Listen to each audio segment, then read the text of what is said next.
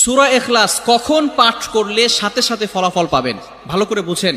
সূরা ইখলাস হচ্ছে পবিত্র কোরআনুল কারীমের ভিতরে ছোট সূরাদের ভিতরে অন্যতম একটি সূরা। তবে ফজিলতের দিক থেকে সূরা ইখলাস হচ্ছে গুরুত্বপূর্ণ ফজিলত, এবং এই সূরাটা এমন একটা সময় আল্লাহ পাক রব্বুল আলামিন নাজিল করে দিয়েছেন যখন আল্লাহ রাসূল সাল্লাল্লাহু আলাইহি ওয়াসাল্লাম দ্বীনের প্রচার করতে লাগলেন।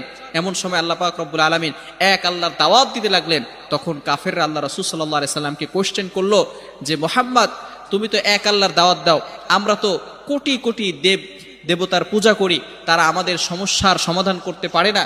তুমি যে আল্লাহর দাওয়াত দাও সেই আল্লাহ কয়জন এবং সেই আল্লাহর সন্তান আছে কিনা?